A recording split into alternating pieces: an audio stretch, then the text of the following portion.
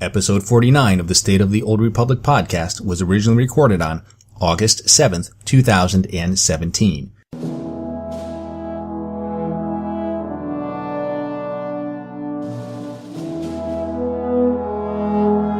It's the State of the Old Republic podcast.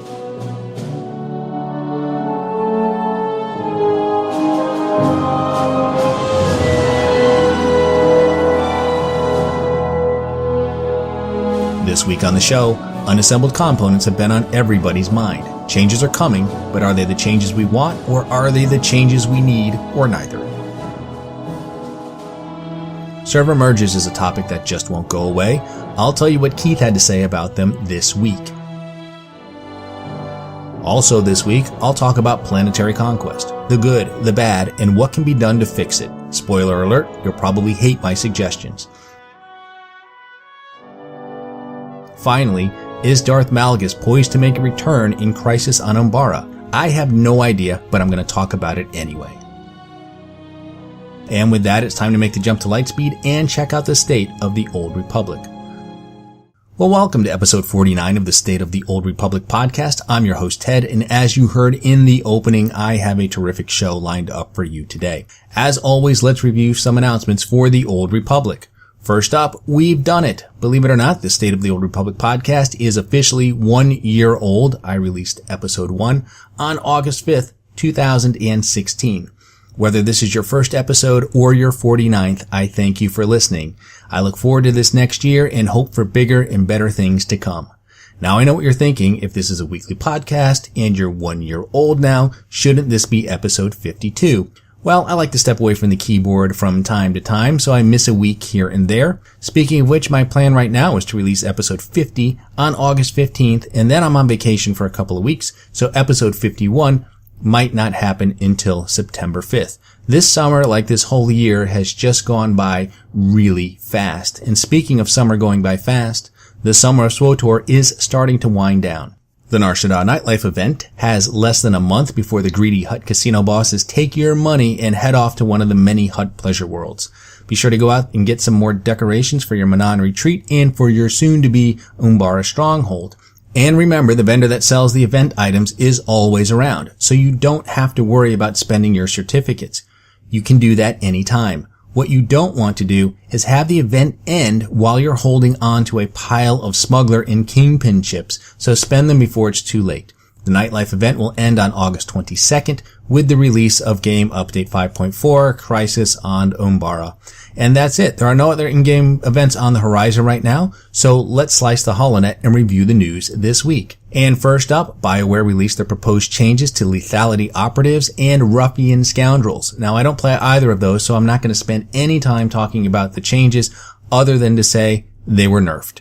However, the initial reaction is calm. I've seen the word reasonable used to describe the changes, so at least for now, it doesn't look like the sky is falling. Now we just need BioWare to go back and take another look at the mercenary DPS changes so we too can use the word reasonable to describe them. There are changes coming to unassembled components in Game Update 5.4.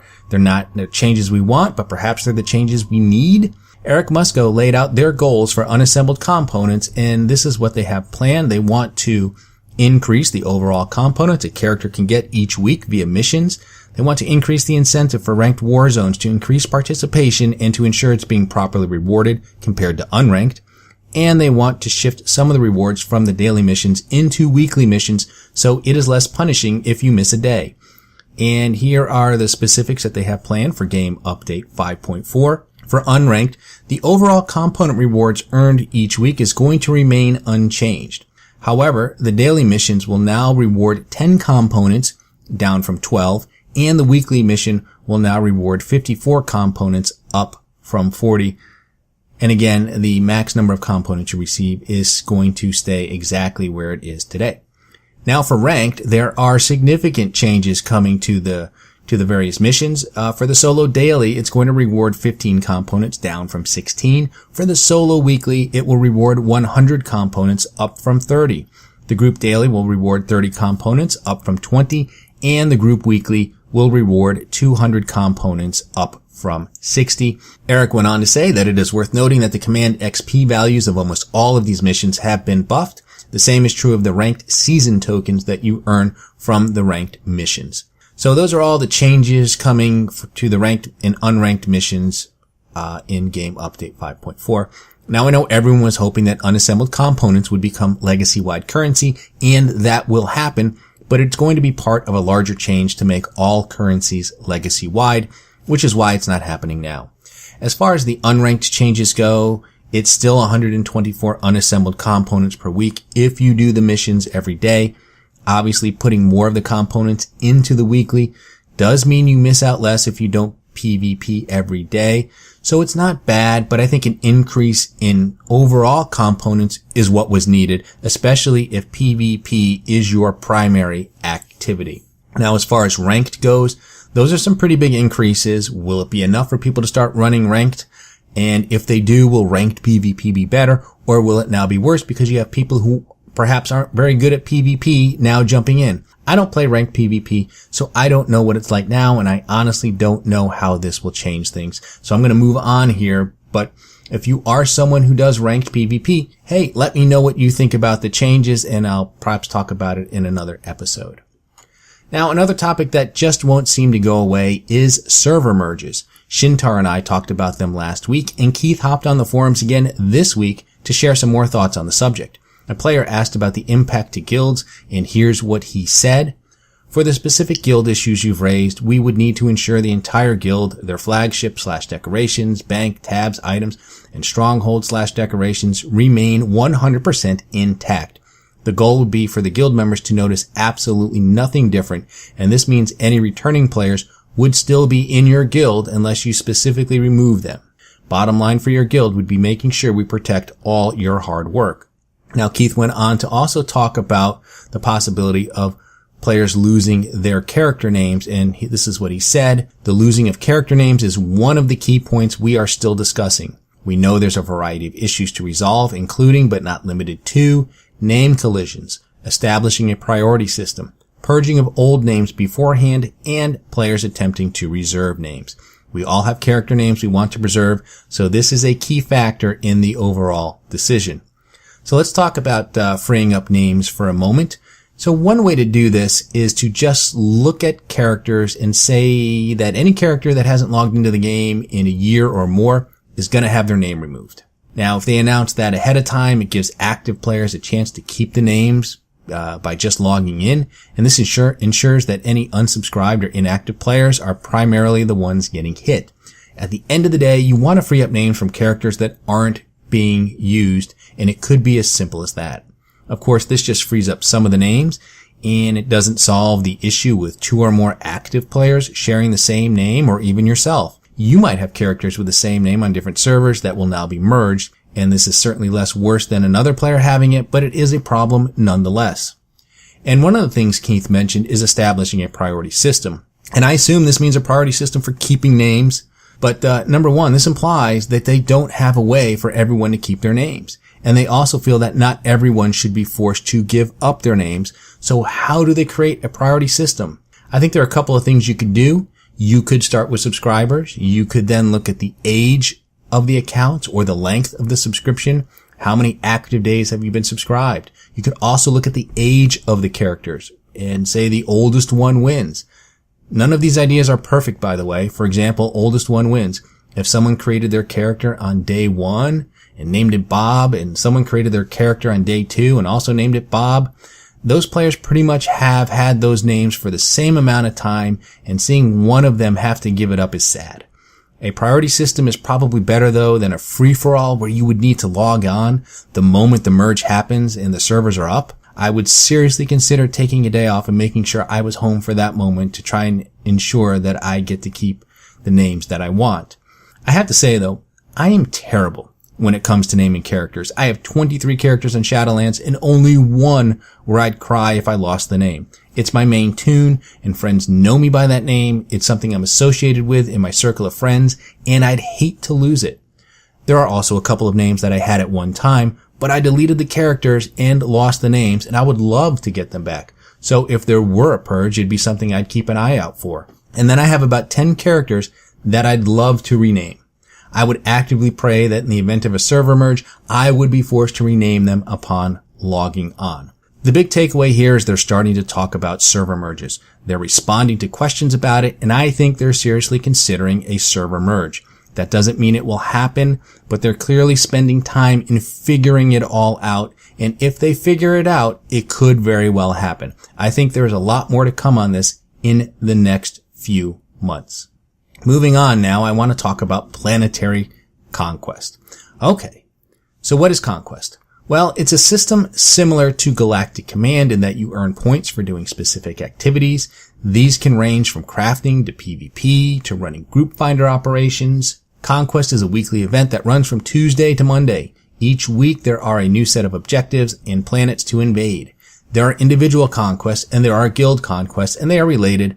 You do activities and you earn individual points, which then contribute to your guild's overall points.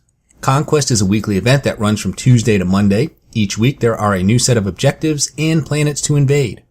Most conquests require you to earn 20,000 points, and when you hit that mark, you earn a reward in the form of CXP, credits, some decorations, and crafting materials. Once you hit your personal conquest, you can continue doing activities and contribute to your guild's points. Some activities are repeatable, and some are not. If it's repeatable, you can complete it over and over as many times as you want and on as many tunes as you want. If the activity is not repeatable, then once you complete that objective, you are done for the week, and the tune that completed the objective gets the points. You can start it on one tune and finish it on another. At the end of Conquest, if your guild finishes in the top 10 for the planet it's invading, you'll get the guild reward for the week, which is the same as the individual awards plus some guild flagship components. And if your guild finishes in the top spot for the planet you've invaded, you'll get achievements and titles, and I'll talk more about that in a minute. It's not a bad system, but like everything else, it's far from perfect. The good is that it gives guilds something to focus on each week. As I said, the activities typically include PvP, group finder ops, flashpoints, and uprisings. They also include activities such as killing specific world bosses. In fact, in one of her recent blog posts, I seem to recall Shintar asking, why would anyone want to kill world bosses these days? Well, one answer is Conquest. My guild often puts groups together to kill world bosses for Conquest. Not only that, but we form groups to invade enemy bases and kill commanders. Conquest is a great way for guilds to get together and organize activities for their members each week. The downside to this system is that it favors large guilds and does not allow for parity. And the problem with this is that guilds come in all shapes and sizes, and most servers have large guilds that participate in Conquest week in and week out. So it is not uncommon to see the same guilds topping the leaderboard week in and week out. Now, most guilds only invade a single planet each week, so it is possible to go where they don't. If they zig, you can zag. Now, I haven't looked at the state of Conquest on all of the servers, but I know that Harbinger has the worst case scenario for Conquest, and that there is a guild, most people know it, Bloodbath and Beyond, that has several sister guilds, and they work as a single unit and basically conquer every planet every week. Because of their ability to organize and completely dominate the system, it's not a lot of fun for the other guilds vying for the achievements and titles. And that's really the main issue here. People would like to get those, but they don't have a shot at it. Bloodbath and Beyond tends to win by 20 million points or more over its competitors. And if you go down the leaderboards, you'll find that in many cases, the 2, 3, and 4 spots are somewhat close. So what can be done about this? I'm not sure that there's a great solution. You could look at implementing crazy rules, such as if you leave a guild in the middle of a conquest, the guild loses its points. Likewise, if you join a guild, you can't contribute to their points until next week. You could make the whole system legacy-wide. You could look at point scaling. In the end, each of these things just makes it more complicated, and it introduces additional problems, including barriers for players joining a guild, regardless of its size, and wanting to participate and contribute right away. Now, I am not a fan of participation trophies, but one solution is to redefine what winning is and to award the achievements and titles to the top 3 guilds instead of just the number 1. After all, these are big planets. Let's just carve them up at the end. You get a continent, you get a continent, and you get a continent.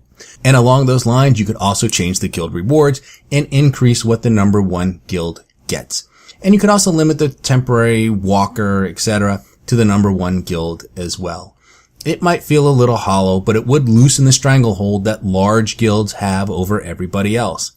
And back to server mergers for a second, I think Harbinger is a great name for one of the largest servers in the game because in many ways it's an actual harbinger for what a post-server merge world looks like. And when you look at the current state of Conquest on the largest servers, ask yourselves, is this really what we want? So my final topic of the week is Darth Malgus. And quick spoiler alert before I begin, I'm going to cover details from the False Emperor storyline. If you haven't played through it and don't want it to be ruined, then thanks for tuning in and I'll see you next week. For the rest of you, I saw a thread on the SWTOR subreddit called Still Holding On to Hope, and it had a screenshot of Darth Malgus frozen in carbonite. Now, if you remember back at San Diego Comic-Con in 2015, there was a behind-the-scenes panel for the Knights of the Fallen Empire cinematic, and one of the things they showed was a clip of Arkin and Thexan presenting Darth Malgus frozen in carbonite to Emperor Valkorion. Of course, this was cut from the final version, and as far as the story is concerned, this never happened. But as the Reddit thread shows, many people remain hopeful that he'll return to the game, and like this deleted bit from the cinematic, there have been other unofficial hints that it could happen. With Crisis on Umbara coming, it's reasonable to ask, will Darth Malgus return? I honestly don't know if he's dead or alive at this point. I know that if you run the False Emperor Flashpoint in solo mode, the Malgus encounter ends with you killing him. I don't know if Veteran and Master modes end the same way, or if they end like it was originally designed with you blasting him off the ledge and him falling into an abyss like Palpatine and Mace Windu. If the former is now the official end of Malgus, then he's dead. End of story. I'm not sure that it is though, but for the sake of argument, let's say that the original end of the encounter is in fact the official ending, and that Malgus survived and is poised to return in Crisis on Umbara or some other story. The big question is, in what capacity will he return? Does he want to take over the Sith Empire again? Does he want to take the Eternal Throne? Has he moved on from all of this and now seeks to aid us in some fashion? Will he be the main villain or a potential ally? After the events of the False Emperor, it's hard to imagine Malgus wanting to ally himself with our alliance, the Empire, and certainly not the Republic. But you could also make a case for our alliance wanting to bury the hatchet and work with him. If you look at the False Emperor storyline, Malgus kinda had it right. He no longer believed in the Emperor, and he was right to do so. Valkorion saw the Sith Empire as a failed endeavor, and he gave up on it. Malgus understood the Empire needed to change, and that it needed to embrace other species in order to grow and survive. If you look at the events of Makeb, you see an Empire doing just that. People like Nadrin, the Nemodian scientist, and Captain Hanthor, a Cathar officer, play key roles for the Empire. Now, was this born out of necessity rather than an open arms policy? Sure. But it's what Malgus would have done, only sooner. After the defeat of Malgus, we see a Sith Empire that's slowly moving in the direction that Malgus wanted to take it. The problem with Malgus was not his ideals, not his vision for the Empire, but the way he went about it. He just took the Empire by force at a time when it wasn't ready to move on. Even though I think Malgus was right philosophically, there's no way the Empire would accept him back into the fold, and there's no way the Republic would view him as a potential ally. I think the likely scenario is that he comes back as the big bad villain. Umbara has a history of having advanced technology. It's not clear how far back that goes, but one scenario is that Malgus found this world and conquered it in some fashion. He now possesses some of the most advanced technology in the galaxy and is now poised to take on the Empire, Republic, and our alliance and have his revenge. I prefer to let bygones be bygones, but that's not up to me. Crisis on Umbara launches on August 22nd, and we'll see where the story goes and if Darth Malgus makes his return. So that's really about all I have for you this week. A little bit short, especially compared to last week. And again, I'd like to thank Shintar for coming on the podcast last week. She was terrific. Really enjoyed talking with her and hope to have her and some other folks on here again very, very soon. One last thing I did want to mention though, I think I said this on one of the earlier episodes, that I purchased those new fancy blasters, the Anarchy and Mischief. I found them on the Shadowlands server on the GTN for 90 million credits, and that's 90 million for the pair, and I just plunked down all that money and purchased them. I was a little bit apprehensive about it because that is pretty decent chunk of change even in today's economy, and especially because we're talking about a fluff item here. But I've been, keeping an eye on the various prices, and it seems to be holding up, which is to say that was a pretty good deal. So I'm feeling pretty good about it. A couple weeks later, I've seen the prices, and at least on Shadowlands, I don't see many on Shadowlands, but even on other servers, I certainly don't see the pair of blaster, that pair selling for that price as a unit. So I'm overall pretty pleased with what I was able to buy them for, although I am a little bit disappointed in that they're slightly buggy. And I've actually only equipped Anarchy. I'm still hanging on to Mischief. I'll probably use it, but I don't know, might sell it. But I like Anarchy a lot better. But there's a glitch right now, and that's if you're wearing the blasters, if you have them equipped, and then you go into a cinematic, any kind of cinematic, like you could be talking to a quest giver, for example, and going through one of those cinematics, any cinematics whatsoever, when you come out of the cinematic, the holster disappears. So you'll see the blaster hanging at your side, but the holster is gone, which is kind of lame because really that's the cool thing about those blasters is they come with the holster, and the holster shows up on your hips. And when you equip the weapons and you pull them out, you still see the holsters there. So when you come out of the cinematic and you see the holsters gone, that's kind of disappointing. So that's it. I just wanted to point that out. I filed a bug report about it. Hopefully they'll get that fixed. But, for such a high quality item, you would just hope that it would work 100% as intended. But, still pretty cool overall. And like I said, I feel like 90 million credits was a bargain. And speaking of a bargain, I'm going to give you about, 8 or 9 minutes of your life back here. And go ahead and cue the music and congratulate you on surviving another, 25 minutes listening to episode 49 of the State of the Old Republic podcast. I'm your host, Ted, and I really do thank you for tuning in. You can find this podcast on iTunes, Stitcher, Google Play, YouTube, Buzzsprout. You can also listen to the show directly from the show's site, which is sotorpodcast.com. And there is an RSS feed where you can subscribe to the podcast directly. If you have a question for the show, you can email me at sotorpodcast@gmail.com. You can also tweet your questions to @sotorpodcast or send me a direct message. And be sure to follow me on Twitter to get the latest information on the show. Look for episode 50 on August 15th. And remember the Sith code, cake is a lie.